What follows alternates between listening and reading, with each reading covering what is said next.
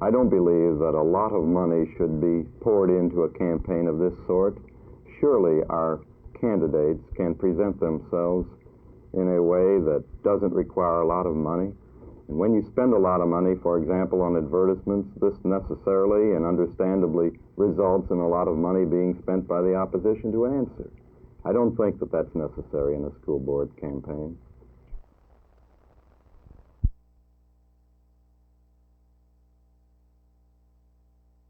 All three Committee for Good Schools candidates have advised me that they will join together in seeking court action to call for a recount of the votes. This is a matter between the individual candidates and the court of law. Of course, the Committee for Good Schools will support them in every way possible. This election must certainly alarm the 250,000 Dallas voters who failed to vote yesterday. I do not have the complete voting figures analyzed as yet, but it is obvious that something questionable must be taking place when an entire election can be completely turned about by Negro precincts that withhold the counting and reporting of their votes until it is established how many votes will be needed to turn the election. This was in the last two precincts to be reported, and the count was held back until after 1 o'clock in the morning.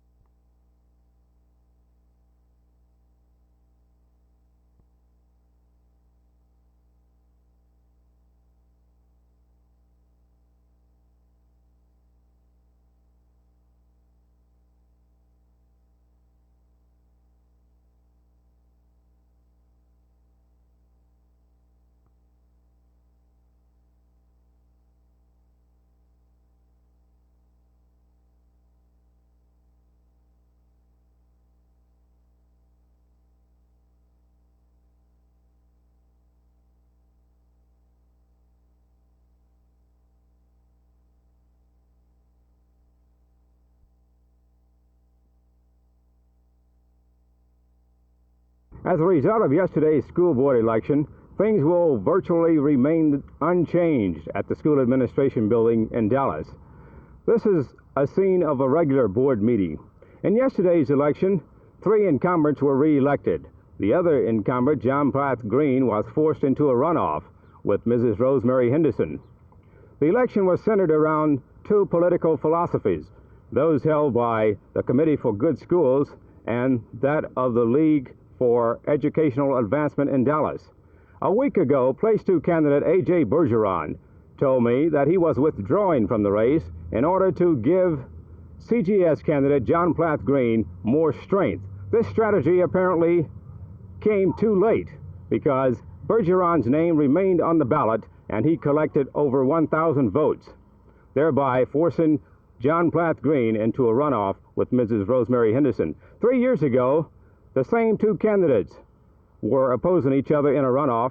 At that time, John Plath Green beat Mrs. Henderson by 432 votes.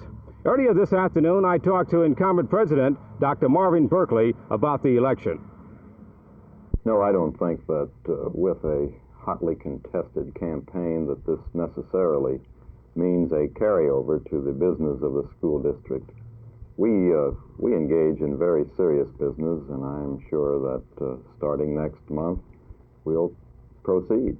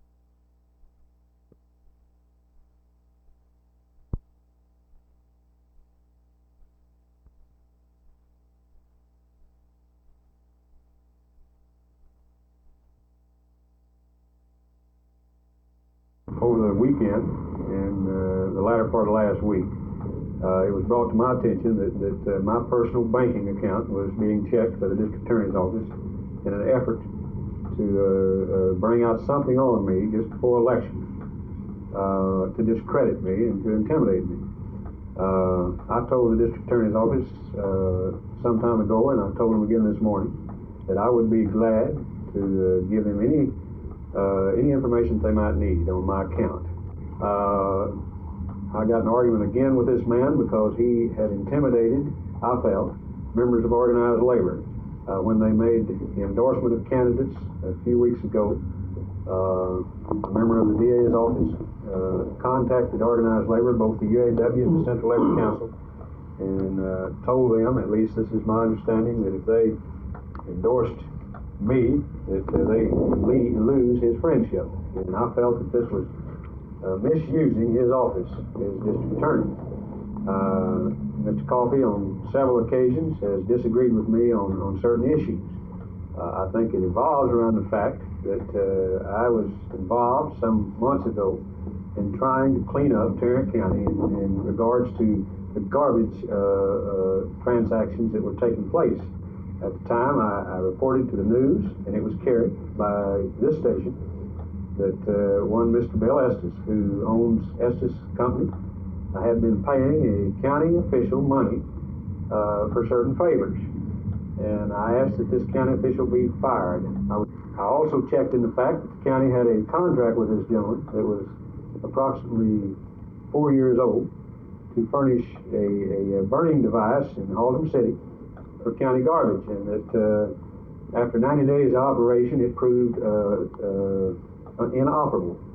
I thought that to expend over $50,000 for something that wasn't even working should have been looked into and stopped a long time ago. On checking the contract, I found that Mr. Coffey's daddy did in fact, or was in fact, an officer of that company. That when this gentleman, Mr. Smith, who worked for the county as chief sanitarian, was fired, he was taken to the grand jury, and it was whitewashed, in my opinion, because no witnesses were brought up. There was no witnesses presented whatsoever. The very day that the grand jury went out, Mr. Estes was up congratulating Mr. Coffey, or vice versa. Mr. Coffey, by the way, and his first assistant, represents Mr. Estes in civil cases, and has for many, many years. I think that this, in a way, is a conflict of interest. It's a known fact that Mr. Coffey, and he made no bones about it, let one of his employees off to work full-time against me in my campaign.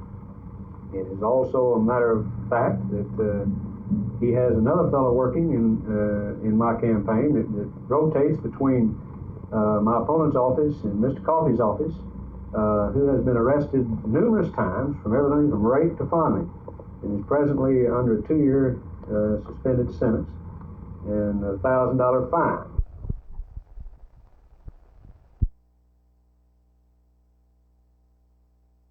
This time around, we ran surveys over in our Irving election, which was held last Saturday, as you know. And the results here this morning, we had our folks here at the company final tabulate them, and we came up with a 96.4, I think it was 5 or 6, just about 96.5% of the total voters responding to it, of just overwhelmingly favoring the punch card way of voting. There's been quite a bit of discussion about the lateness of the paper ballots in the school board election. Why wasn't the punch card system used? Well, it was certainly available. I can't answer for the county commissioners and the other officials in Dallas County. I would suspect that the newness of the system in Dallas County since 1968, possibly our school board didn't realize that they were available to them through the county. To determine those members who are doing yeoman work, who are doing an outstanding job.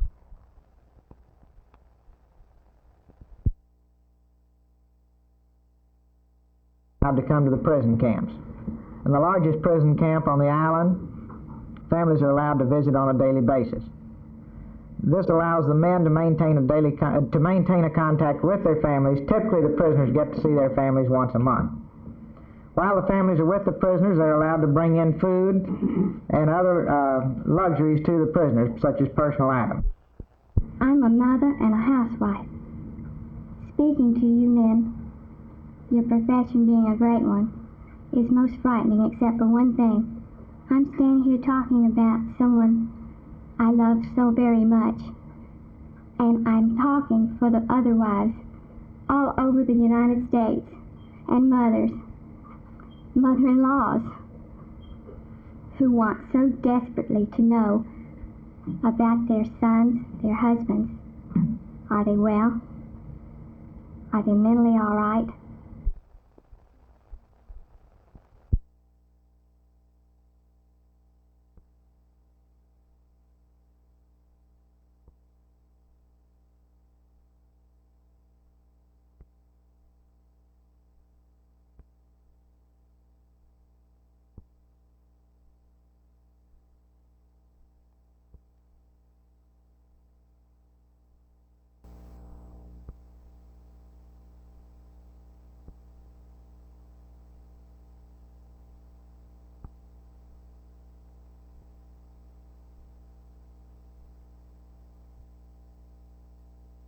I want to point out that none of the bread being sold in the Dallas market at the present time is in violation of any of the state laws or city ordinances. There has recently been 2 loaves put on the market here, which are considerably longer than the £1.5 loaf that has normally been sold here. and that they can and probably will lead to wide variations in the size of all loaves that are marketed here. For instance, a loaf can be balloon baked like this one, which is a pound loaf and is baked in a standard 1.5 pound pan. This is a 1.5 pound loaf, this is a pound.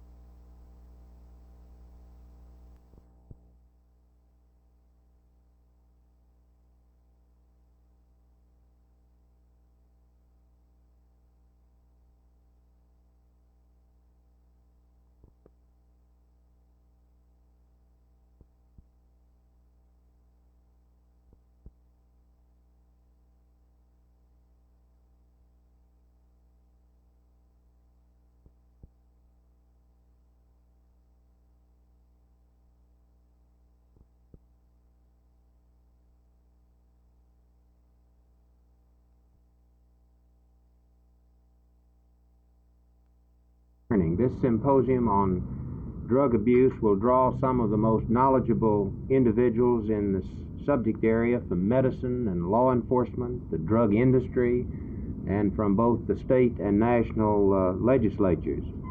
The information imparted at this meeting will be videotaped and then published for wide dissemination so that law enforcement officers, attorneys, lawmakers, physicians, school administrators, educators, others attending the conference will not be the only beneficiaries, but many others beyond that will have the opportunity to use these facilities. I may say that it promises to be the largest conference held thus far on this subject. Some approximately 500 will attend, and we've sought to get every major discipline represented so that the law enforcement officers and others who will be present will have an opportunity to glean the very best information from all of the sources available.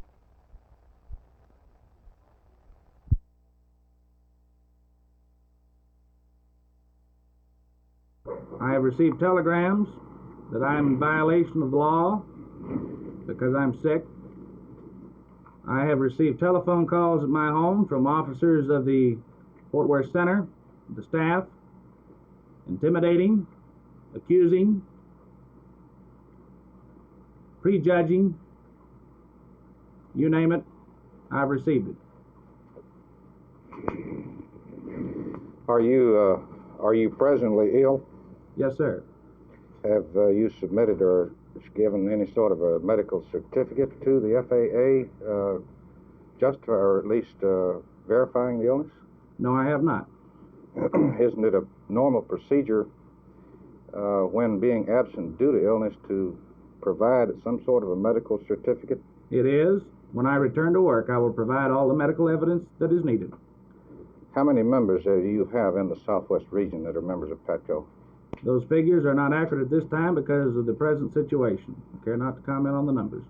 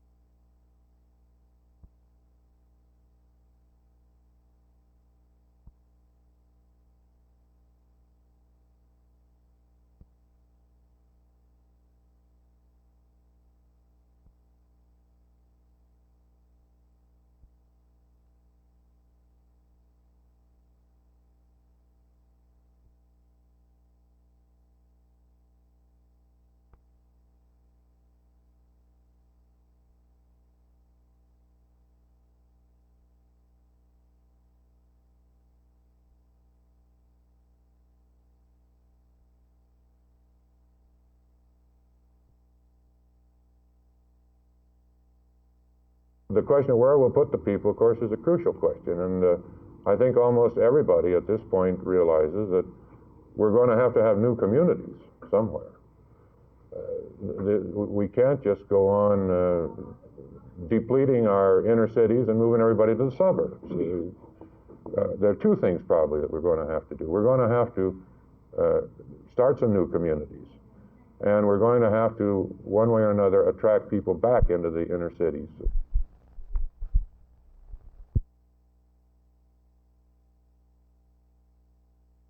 The hue and cry will always be to fly more than twice a year. This is typical of any go-go group, and that's what the space program's always been. Hasn't been geared to what I would call a slow, methodical procedure, which most other organizations are involved with. And as a result, they're learning how to run lean rather than run rich, if you understand aviation talk. Meaning that they're going to have to learn to run their program on a lesser budget and not in the same light founded. So the little crash program that we had in the past with the success of Apollo 11 will no longer be the technique that's used. Does this mean that they're diverting money from the space program to something else? I'm sure it is. Or another way of saying is there isn't enough money to support it as well as support everything else.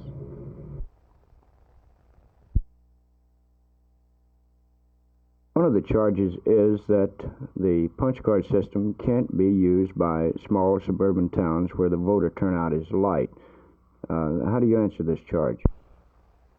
Oh, there's no problem in using it in the small communities as well as the large communities. A good example of this is our own corporation. We're running 6 or 7 different township elections in one county in Michigan come August 4th.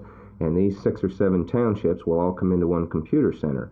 I believe if the Dallas County officials make this known to many of our smaller rural outlying areas, that they could use them in all types of election as long as the Dallas County computer was available to them.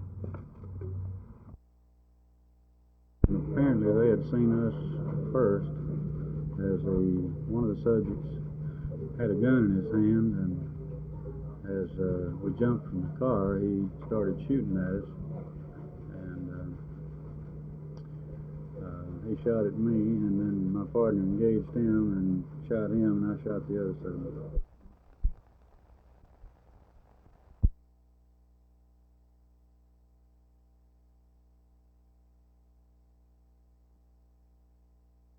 Some time ago, a storm of controversy blew up over the use of computerized punch card voting devices in Dallas County. Opponents of the punch card voting method claimed it was an inadequate system. Supporters of the punch card charged that some county officials even tried to sabotage their devices in the 1968 general election. That was 2 years ago. Today, without fanfare, tumult, or shouting, a city election was held here in Garland.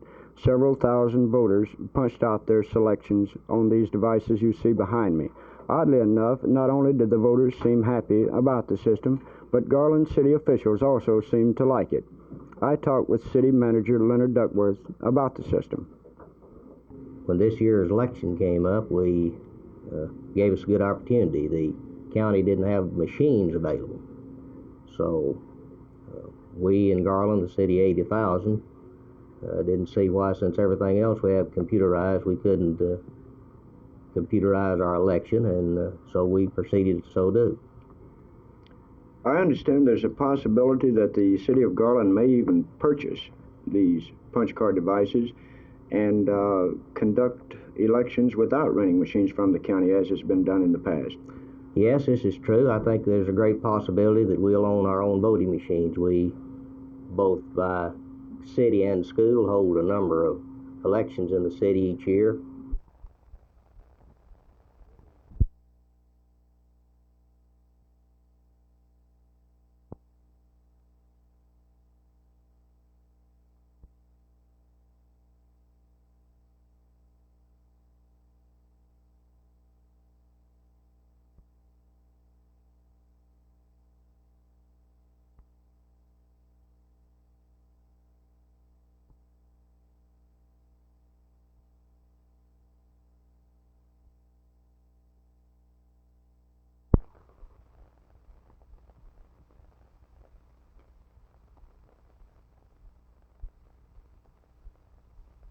No, I don't. The candidates themselves will address themselves to this particular issue during the course of the campaign. we'll leave this to the candidates. Have any of the candidates given you any indication as to what they might have to substitute for a grocery tax or something of that nature? No, not at this point. They are developing their own issues in this respect, and I will not speak for them at this time. In forming this committee to support these 8 candidates alone, aren't you kind of divorcing yourself from the Democratic Party? No, we're not. This is not with any prejudice toward any of the other 7 races. We're not taking a position either for or against any of the other legislative candidates.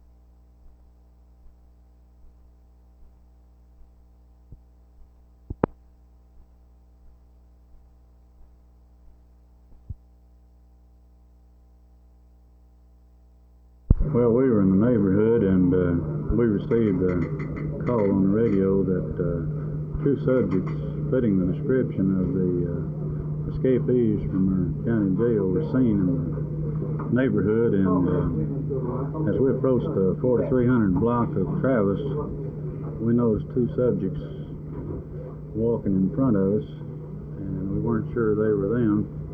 And as we pulled in front of them, my partner was driving, we slowed down and recognized them. How many they fired? 7 or 8, I would say. When did they start firing at you as you were pulling up? As I jumped from the car.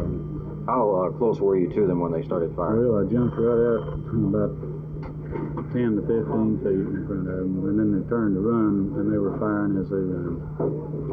How bad a shape were the 2 suspects in? I have no idea. They still have them out the hospital.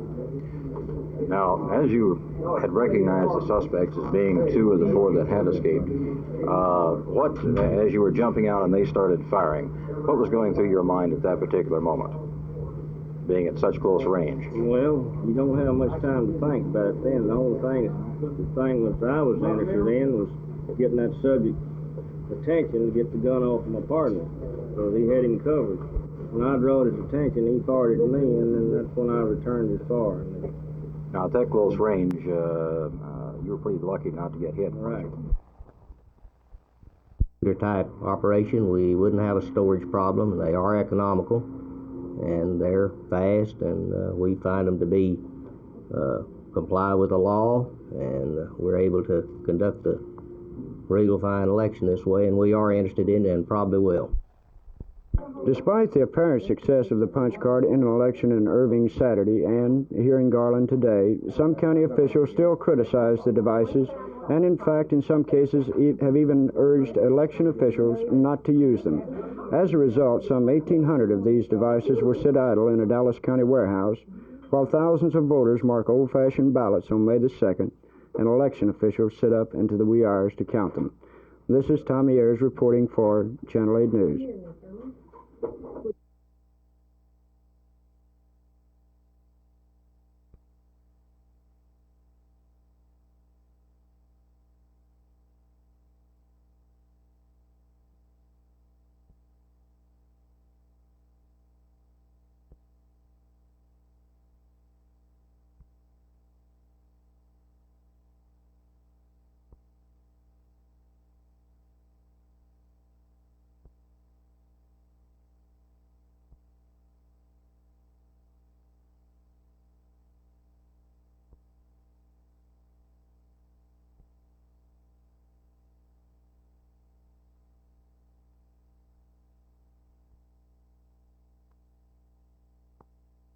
Young blacks today don't want an education geared toward service of white communities.